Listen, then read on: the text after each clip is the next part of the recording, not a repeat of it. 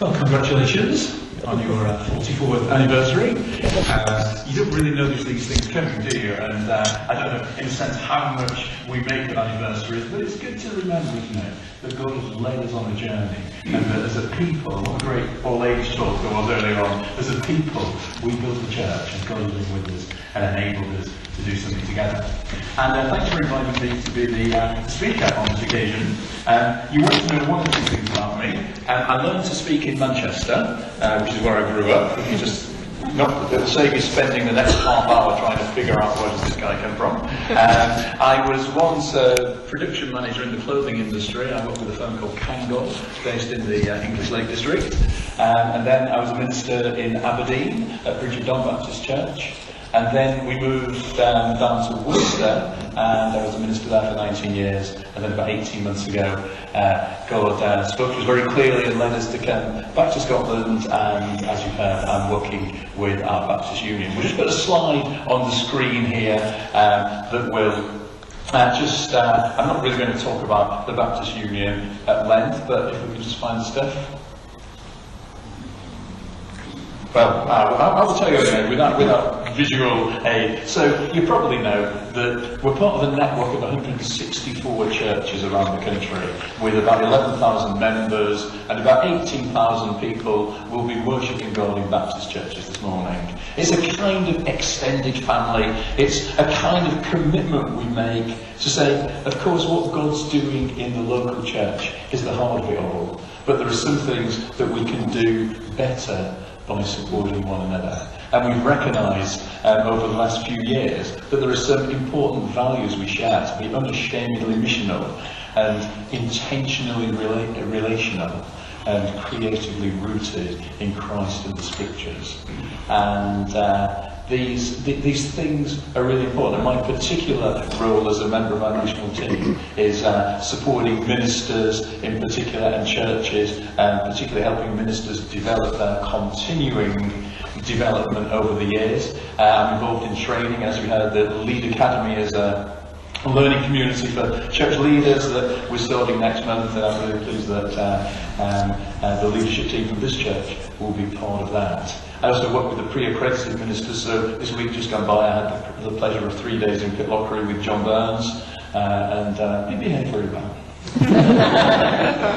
Anyway, that's just a bit of background. I do want to say thank you. You know, you're a church that supports our Baptist Union. You support it in finance, and I'm confident in prayer as well. And that enables lots of good things to happen that bless brothers and sisters in other Baptist churches around the country and enable God's mission to reach out further into our land. So I do want to say thank you for being a church that supports our wider network, our wider family, the Baptist Union. But this morning, I want to speak specifically about prayer. Really, there were 2 or 3 things that were on my heart possibly to speak about, and I spoke to John last week, and he said, well, if there's a word about prayer, that would be good, and I'm delighted to do this. I've called this constant prayer, and I want to begin just by a quotation from a man called J.C. Ryle, who was a great Christian leader in the 19th century. You can put that on the screen, I think.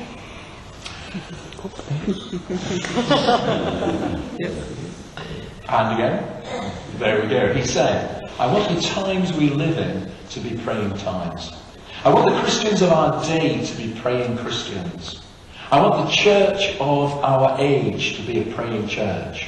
My heart's desire is to promote a spirit of prayerfulness. I want those who never prayed yet to rise and call upon their God. And I want those who do pray to improve their prayers every year. I read that a while ago, and it just touched my heart. Something resonated with me, and I thought, that's my ambition. That's my ambition in my own life, and one of the important messages God's put on my heart that I bring to people again and again is, let's go deeper in prayer. Let's commit to prayer. Let's explore prayer more fully. And it seems to me there's an important little line that comes into our second Bible reading this morning from Acts chapter 1.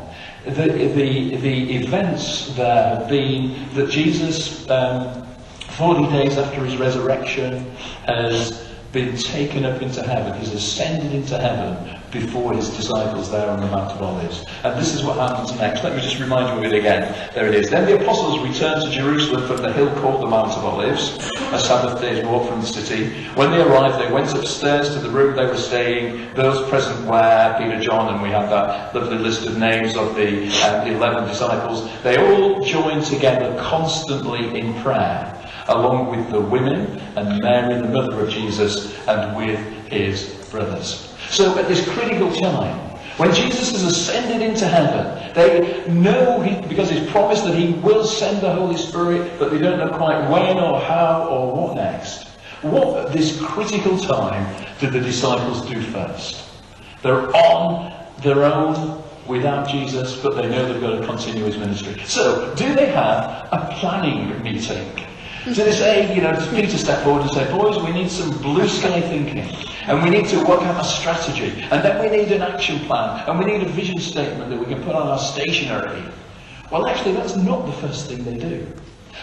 Maybe Andrew steps forward and says, no, marketing. We've got to think about marketing. We've got to think about publicity. How are we going to make this message about Jesus known throughout Jerusalem and beyond? How will we get the message out? Could we do a leaflet drop in Greater Jerusalem? Could we have some kind of poster campaign?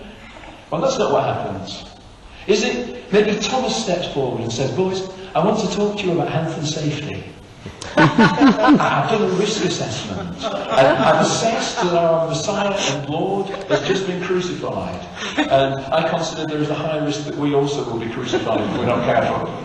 Well, actually, it doesn't come to health and safety. Is it administration? Can you imagine Matthew, the tax collector, stepping forward and saying, boys, we've got to get our administration right. We need to write a constitution before we do anything else. Let's have a 7-point statement of faith as well. Oh, and by the way, did Judas tell anyone who we bank with?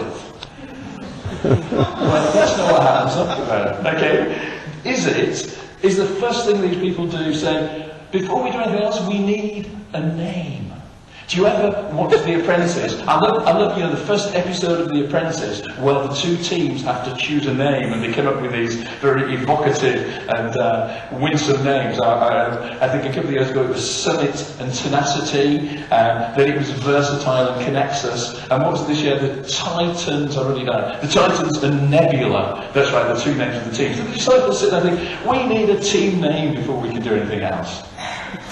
Quite interesting, isn't it? They don't do that, of course, and it's some years later in Antioch when other people give them a name and they start calling them Christians. So, what do the disciples do first? Well, you're way ahead of me, which is great, and you've realised what they do is they pray. Verse 14, they all join together constantly in prayer. They pray and they keep doing it. Constantly. What does that mean? Were they praying every minute of the day, 60 minutes for 24 hours of the day?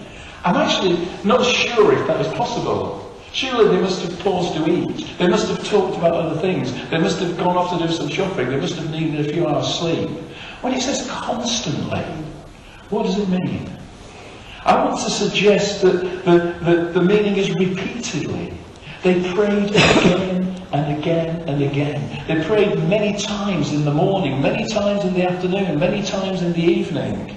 They woke up in the night and they prayed, maybe. I think this idea of keeping praying sometimes puts us off prayer. Ephesians 6, of course, also says, pray at all times. And sometimes we think, I can't manage that. I can't keep praying all the time. I've got so many other things to do, things that must be done. But let's read this as God saying to us through Scripture, keep coming back to prayer again and again. Keep coming back. These first disciples of Jesus, they just get on with it. They just pray. They've discovered there is nowhere you can't start to pray. There's nowhere you can't do it. What I love about prayer is that Jesus has taught us there's nothing too small to pray about, and there's nothing too big to pray about. He says that in the Lord's Prayer. We read that this morning, didn't we? Jesus says, pray, your kingdom come on earth as it is in heaven. That surely is about the biggest prayer you can pray. God, bring heaven to earth. Make everything as soon as possible, like it will be at the culmination of all things in your glorious kingdom. That's a pretty big prayer. And yet, a tiny little prayer follows it. And give us this day our daily bread. God, would you just give me enough food to stay alive for the next day? That's about the smallest, simplest prayer we can pray. The great thing is that we can keep coming back to prayer, whatever lies before us. I thought it was great when John was leading us in prayer this morning. We prayed for the whole of the nation of America and their president, and what's that, 300 and something million people. What a massive prayer. I don't know how to pray that except trusting in the God of the whole world as we're doing. And then John singled out 2 people you love very much in South Africa. Just 2 people in a particular location. And we'll pray for those as well. A massive prayer and a relatively small prayer. So let's keep coming back to prayer. Now, over the years, I've found many ways to make prayer difficult. I've felt that if I'm going to pray, everything has to be just right. It's got to be the right time. I'll set aside a time every day, so I'm going to pray first thing in the morning or last thing at night or whatever. And I've got to be in the right frame of mind to pray.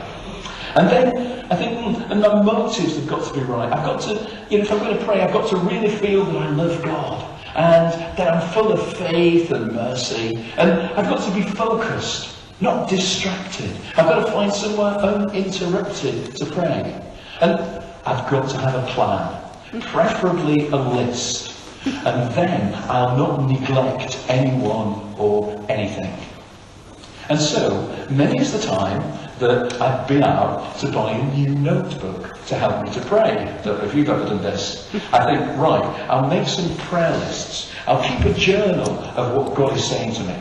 So I go on a pilgrimage to W.H. Smith's, and I think I'll buy a notebook for my prayer. And I look and I think, well, I don't want to get anything too cheap because I don't want it to seem like I don't care about prayer. But then I don't want to get one of those really expensive notebooks because I don't want to steward God's resources badly. So I usually feel led to A5 spiral band. I go to the till and I pay for it with real joy. I feel like I'm giving something to God here as I hand over the money for my spiral band notebook. And then I get home and I start writing lists and dates in my new notebook. But the truth is, I actually feel no easier about praying. I'm just busy feeling the duty to write things down. And so I list virtually everyone I know. I think I should pray for them all. I list my family and my friends and my acquaintances and my enemies. And I end up with this monster list. I think, right, I'll start praying for those in a moment. But I'll read a paragraph from the Bible first, and then I'll jot down anything God's saying to me. So I read some scripture. And I find that instantly I come up with 3 sermon outlines, as ministers are prone to do. But nothing that God is really saying to my heart. And then the phone rings.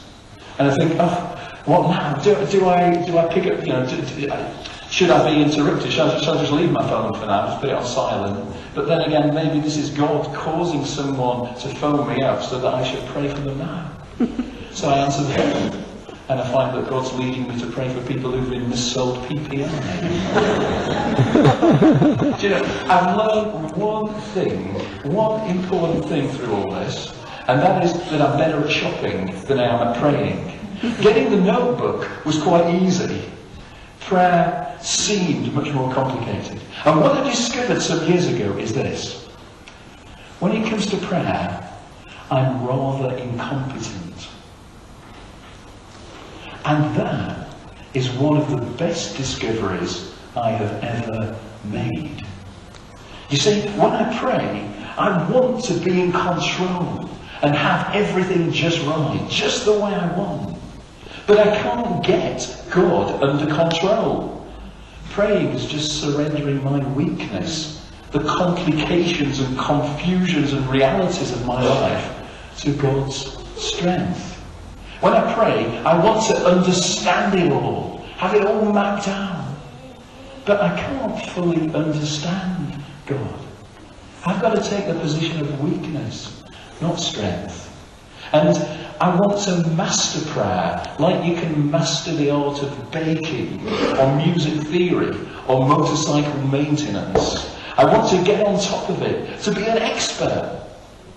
But I can't master God. He's the expert, not me. Prayer is yielding to God's expertise, not demonstrating mine. There's a beautiful French writer, a Christian spiritual writer called Annie Gaffin. You might have heard of her. And she said this, which really, I think, gets to so much. Okay, we're going on there. There we go. To pray means to be willing to be naive. And I think I've begun to discover how important it is to grasp that. Prayer isn't about how brilliant I am. In fact, how does Jesus describe starting to pray? Does Jesus say, when you pray, come like an A-star student approaching an exam? You know you're brilliant, you've just got to sit down, put the time in, write it down, and you'll excel. Well, that's actually not what Jesus says. Does he say, come like a budding virtuoso to a masterclass? You know how good you are at this. You're really keen to show the expert, God in this case, how good you are. Well, that's not what Jesus says. Does he say, come like Cristiano Ronaldo to a Real Madrid home fixture? You know, you're there to demonstrate what you're best at. For people to be amazed at how skillful you are. Well, that's not what Jesus says. He says, this is how you should pray. Our Father in heaven. We come to pray like children to a loving Father. What a rich thing to be singing a few minutes ago about how God loves us. And that love is partly an invitation to pray. Come because the Father loves you. Come, well, how is it that children come to a good parent? Usually without much worrying in advance what they're going to say. Not needing to be in control, just trusting that they'll be listened to. Isn't that how children come to their parents? Talking and listening and see what happens. Now, those here who are parents, and in fact pretty much all of us who've been children as well, realise that sometimes children don't say exactly what their parent hopes for. But surely any good parent would rather that their child said something than said nothing at all in case they said the wrong thing. I love this. This, I found, is the prayer of a 19th century MP. See what you think about this as a prayer. O Lord, thou knowest I have mine estates in the city of London, and likewise that I have lately purchased an estate in the county of Essex. I beseech thee to preserve the two counties of Middlesex and Essex from fire and earthquake. And, as I have a mortgage in Hereford, I beg thee likewise to have an eye of compassion on that county. For the rest of the counties, thou mayest deal with them as thou wilt. In my reckoning, that's not a brilliant prayer. But, actually, when I think about my Father in heaven, I think he would rather that that prayer had been prayed than no prayer at all. It's kind of obviously flawed, but it's still a cry from a child to his Father in heaven, from a man to the God who made him. And I think we need to understand just how much the Father who loves us to pray, even when our praying isn't brilliant. Many years ago, when my children were young, my middle son, who was maybe about 2.5 at the time, 3, I can't quite remember, I came back home one day from work, and he presented me with a piece of paper. I think we could call it a picture. It was essentially a scrawling of felt tip in multicoloured kind of scribble on the sheet. He said, "Daddy, a picture for you." And I looked at it and I said, "What is it?" He said, "Daddy, it's you." I couldn't see any likeness to me in this whatsoever. So what did I do? Did I say to my son, "Son, this is rubbish, this isn't a picture of me, this is just a load of scrawling, go and put it in the bin and come back when you can do better"? Of course I didn't. I was delighted that my son had brought to me what he could bring. And I was delighted that our relationship was building in that way, that he knew that I loved him, that I'd be glad to receive something from him that was a gift like that. And though it wasn't brilliant, I was so pleased. And of course I said, thanks, Joel, that's fantastic. Wow, thank you for taking the trouble to do that. I'll keep that safe. Because the truth is, this is about grace. We're saved by grace alone. Because of the goodness, love and mercy and undeserved favour of God. Not because of anything we do. And just as we are saved by grace, so we pray by grace. We pray because of the love and mercy and undeserved favour of God and the delight that He, to our amazement, takes in us. Sometimes we do worry so much about the content of our prayer, we forget that actually, above all, He's just waiting for us to speak to Him in prayer. This is a poem by Mary Oliver. She's, you probably know, an American poet who writes some beautiful Christian insights in her poetry. It's called Praying. Praying. It doesn't have to be the blue iris. It could be weeds in a vacant lot, or a few small stones. Just pay attention, then patch a few words together. And don't try to make them elaborate. This isn't a contest, but the doorway into thanks and a silence in which another voice may speak. I take heart from the fact that I think there are some rather incompetent prayers in the Bible from the greatest of people. In Numbers 11, Moses speaks to God. And he says, Moses asked the Lord, why have you brought this trouble on your servant? What have I done to displease you that you put the burden of all these people on me? Did I conceive all these people? Did I give them birth? Why did you tell me to carry them in my arms as a nurse carries an infant to the land you promised on oath to their ancestors? This is more like a telling off for God, isn't it? And Moses is clearly speaking from the heart, but it's not one of those beautiful prayers that you'll get in a compendium of prayer to keep by your bedside. It's Moses having a bit of a rant at God. It's not a great and beautiful prayer, though it may well be an honest prayer. Or what about Elisha? Great man of God who does so much good, but do you remember that time? It's here in 2 Kings 2. From there, Elisha went up to Bethel. As he was walking along the road, some boys came out of the town and jeered at him. Get out of here, Baldy, they said. Get out of here, Baldy. Actually, that hurts. He turned around and looked at them and called down a curse on them in the name of the Lord. Then 2 bears came out of the woods and mauled 42 of the bears. What? 2 of the boys, sorry, not bears. All 42 of the boys. Is that a good prayer to pray? Should we regularly be calling out the bears on the board? I suspect not. You know, some beautiful psalms, aren't there? How the psalms lift us up in prayer. And then suddenly you get to Psalm 137. Daughter Babylon, doomed to destruction. Happy are those who repay you according to what you have done to us. Happy are those who seize your infants and dash them against the rocks. Please, that's not the gracious way a child of God thinks about anyone, is it? There are these little moments when we realise that the journey of prayer for the greatest of people isn't always the beautiful way of highly competent and perfectly crafted words, but it is crying out to God in the here and now, and sometimes not doing that in the best way. And by the way, I'm not sure if Elisha's prayer is actually answered by God. I like to hope and pray that that was a bit of an unfortunate coincidence, but we can talk about that somewhere else. What's interesting is that these same people prayed the most beautiful prayers of other times. Do you remember Moses in Exodus 32? He prays, but now, Lord, please forgive their sin. But if not, then blot me out of the book you have written.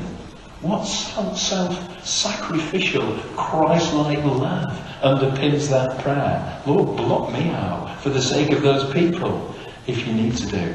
What about Elisha? At another time, he shows mercy to a barren woman and prophesies over her. About this time next year, Elisha said, you will hold the son in your arms.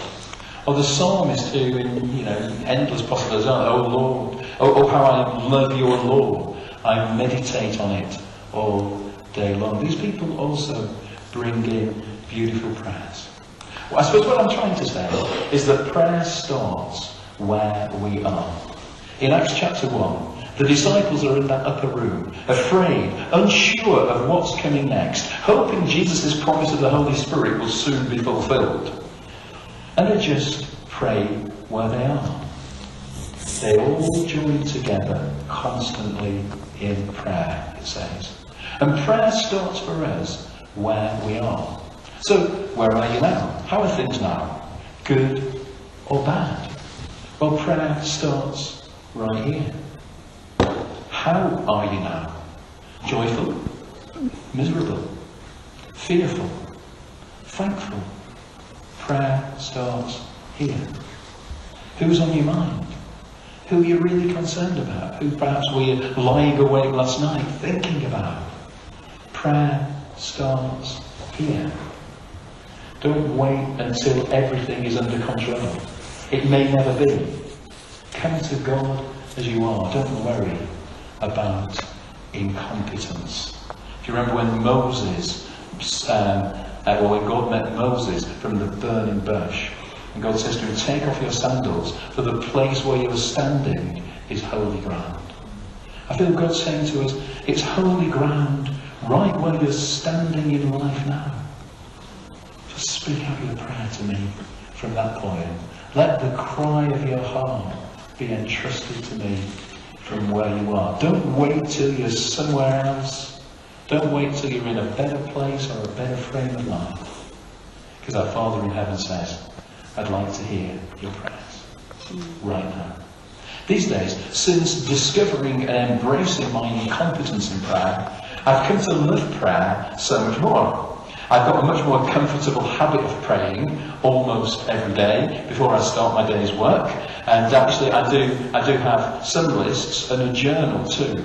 But they don't run the show now, they just help a little bit. And through praying, I find the life of God gets into me day by day. When I pray, love for Him wells up in me. When I pray, purpose and direction gets restored. When I pray, love and grace towards others get magnified. When I pray, that sense of life as a gift from my Father in heaven gets reinforced. I'm generally a fairly positive and optimistic person, but God has made me with a melancholic seam running through me too. And I don't know if you're like this, but every now and again I get up, I really don't want to face the day.